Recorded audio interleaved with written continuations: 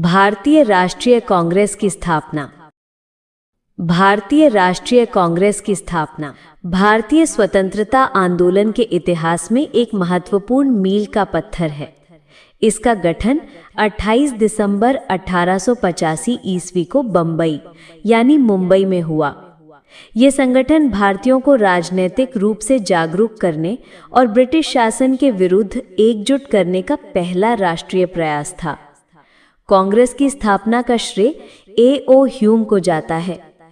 वो एक सेवानिवृत्त ब्रिटिश अधिकारी थे जिन्होंने भारतीय नेताओं को एक मंच पर लाने का प्रयास किया।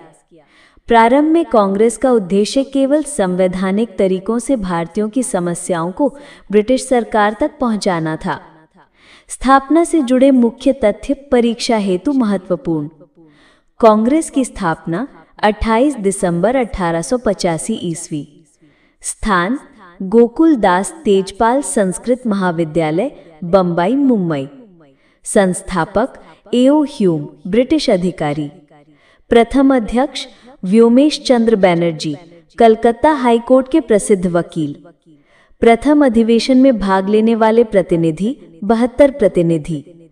उद्देश्य भारतीयों को राजनीतिक शिक्षा देना, ब्रिटिश सरकार तक अपनी मांगों को पहुंचाना और जनता को जागरूक करना।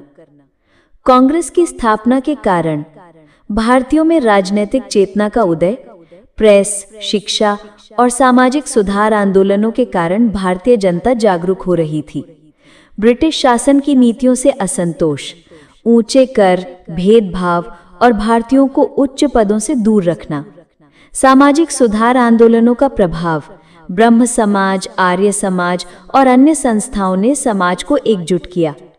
सुरक्षित निकास की नीति, ब्रिटिश सरकार चाहती थी कि भारतीय असंतोष को नियंत्रित करने के लिए उन्हें एक शिकायत का एक मंच मिले। प्रारंभिक कांग्रेस 1885 से 1905। कांग्रेस की प्रारंभिक नेतृत्व शैली को मॉडरेट यानी उदारवादी चरण कहा जाता है। इसमें दादा भाई नौरोजी, गोपाल कृष्ण गोखले, फिरोज शाह मेहता, बदरुद्दीन तैयब जी जैसे नेता शामिल थे।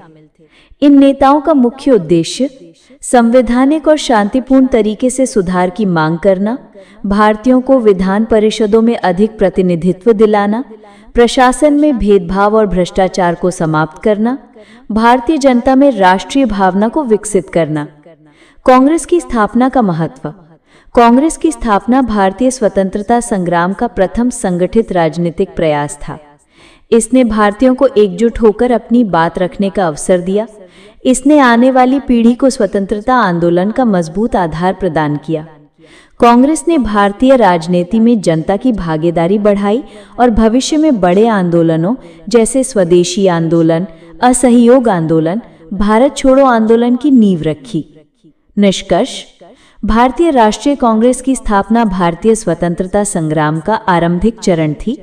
यद्यपि प्रारंभ में ये संगठन ब्रिटिश सरकार के प्रति उदार और संवैधानिक मांगों तक सीमित था, लेकिन यही संगठन आगे चलकर भारत की स्वतंत्रता की मुख्य धुरी बना।